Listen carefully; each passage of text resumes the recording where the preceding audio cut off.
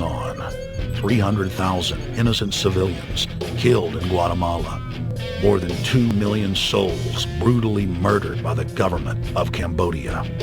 1,500,000 killed in Turkey. 300,000 in Uganda. 800,000 plus hacked to death with machetes in Rwanda. Sadly, there are too many examples of innocent families being exterminated by their governments on an industrial scale to name them all. It is a historical fact that the state is the #1 cause of unnatural death.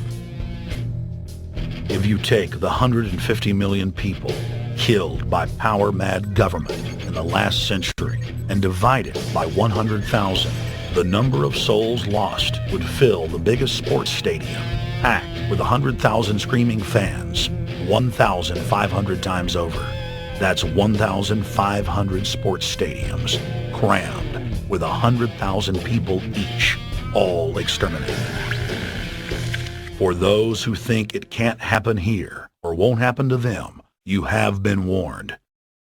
The carnage witnessed in the last 100 years was only the preparatory phase of the New World Order's master plan. 少有常识的人都会看出，如果我们的铁骑继续前进，这个螳臂挡车的歹徒难道能够阻挡得了吗？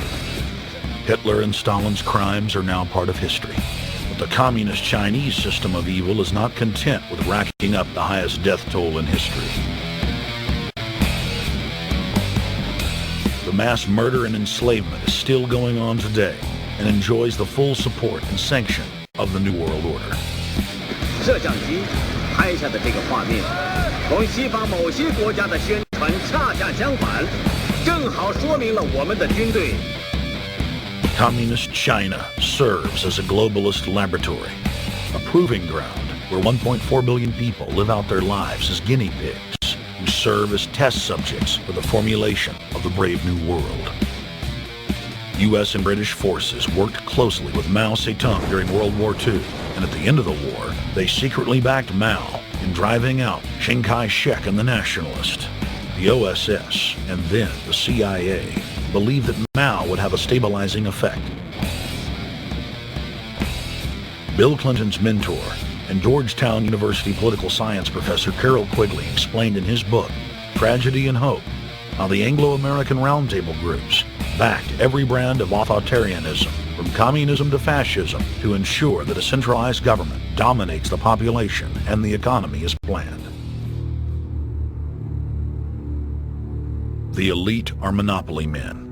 They seek to create monopolies and dominate populations through the barrel of a gun. In their writings, the leadership of the New World Order has continuously heaped praise on the corrupt communist Chinese model. In August of 1973, in an article written by David Rockefeller for the New York Times, Rockefeller openly lauds and endorses Mao Zedong's actions, while celebrating their command and control system.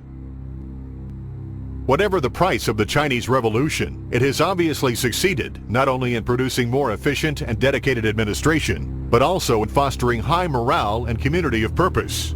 The social experiment in China under Chairman Mao's leadership is one of the most important and successful in history. David Rockefeller, New York Times, August 10, 1973. Communist China is the model, planned society for the New World Order. China has received more United Nations awards for its policies and form of governance than any other nation.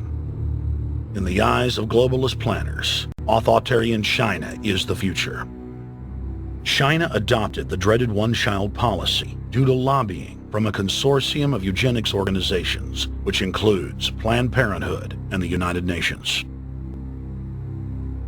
Couples that have more than one child face heavy fines and imprisonment.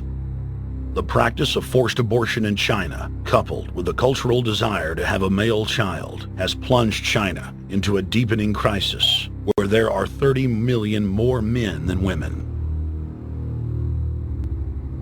The Chinese police state ruthlessly crushes all forms of dissent. Underground churches, Falun Gong practitioners, striking factory workers are all sent to forced labor camps. Their blood and tissue types are cataloged in preparation for organ harvesting.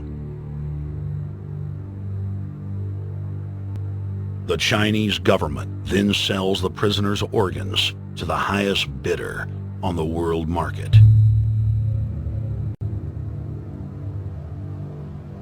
If a wealthy patient chooses to fly into China, the prisoner is killed and the organs are implanted. If the organs are being flown out of the country, a mobile execution van extracts the organs on the way to the waiting aircraft. The social engineers of China aggressively euthanize the elderly and disabled. China is merely following the globalist blueprint for the world. The same system of total dehumanization is quietly being phased in worldwide.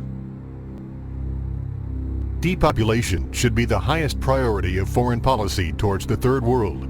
Henry Kissinger, 1974. There's a need for a new world order, but it has different characteristics in different parts of the world. Now, none of this may succeed this time, but this to me is sort of the outline by which someday, in the next few years, a solution will emerge. Where does this mindset come from? Why do the elites kill the largest masses of people when no one is resisting them, when they've already attained total control? What ideology drives the elite psychopath?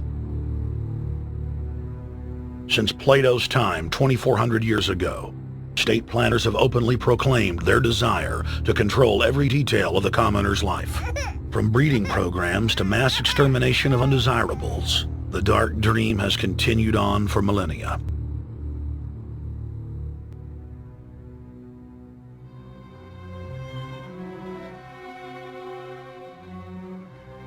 The scientific rationale for tyranny has always been attractive to elites because it creates a convenient excuse for treating their fellow man as lower than animals. Robert Thomas Malthus, famous for saying that a mass food collapse would be helpful because it would wipe out the poor. His fictional scenario would later be called a Malthusian catastrophe. Malthus is important because his ideas led to the rise of a new scientific field that would dominate the course of human history for the next 200 plus years. Charles Darwin, an admirer of the Malthusian catastrophe model, developed the theory of evolution, its chief tenet being the survival of the fittest. With the help of T.H. Huxley, known as Darwin's bulldog for his strong support of Darwin's theories were pushed into wide acceptance among key scientific circles throughout England and then the world. Darwin's cousin, Francis Galton, credited as the father of eugenics, saw an opportunity to advance mankind by taking the reins of Darwin's evolution theory and applied social principles to develop social Darwinism. The families, Darwin, Galton, Huxley, and Wedgwood, were so obsessed with their new social design theory that they pledged their families would only breed with each other. They falsely predicted that within only a few generations, they would produce supermen. The emergence